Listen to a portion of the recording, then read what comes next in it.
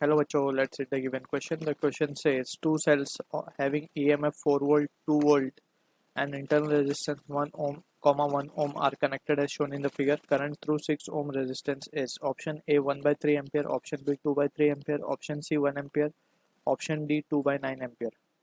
So इस question का जो की concept we have to use, यहाँ पे हम बेसिक अंडरस्टैंडिंग या फिर बेसिक ओम्स लॉ यूज कर सकते हैं. Ohm's law, according to Ohm's law, we can write V, that is the potential difference applied is directly proportional to current. So according to that relation, we can write V will be equals to I into R. Okay. And apart from this, we need to have a basic understanding for two resistance जो कि connected है parallel में. So for parallel connection, we need to understand parallel connection में जो potential होता है across the resistance are same. So potential is same. सो ये basic understanding के साथ we can begin with the question part. So यहाँ पे हमें वी कैन सी दो सेल्स हैं हमें गिवन है.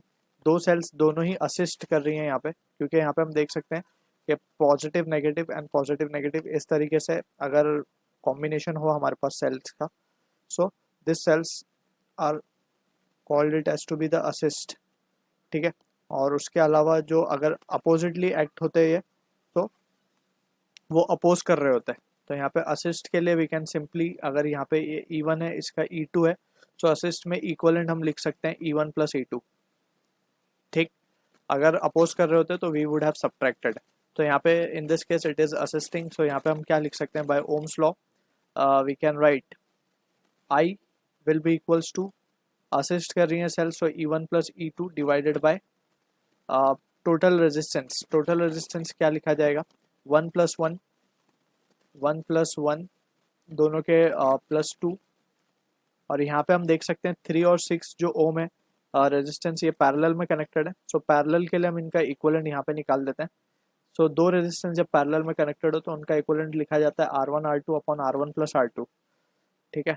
तो R1 R2 क्या है, 6 3 ज़ा 18, 18 और 9, सो ये आ जाएगा 2. सो यहाँ पे सिंपली हम इसको 2 ऐड कर देंगे.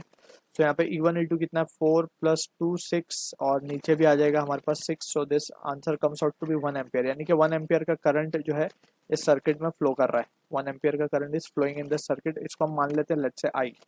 सो जब ये I करंट इस 3 और 6 ओम के रजिस्टर में पहुंचेगा तो यहाँ पे हम देख सकते हैं कि इस सेक्शन में हम करंट लेट्स से मान लेते हैं I1, इस 6 ओम में करंट हम मान लेते हैं I2, जो कि हमसे I2 ही क्वेश्चन में फाइंड करने को बोला गया.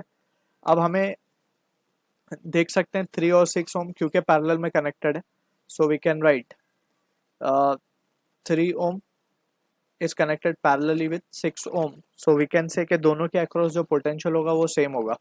सो पोटेंशियल अगर सेम है, सबसे पहले तो हम लिख सकते हैं I can be written as I1 plus I2.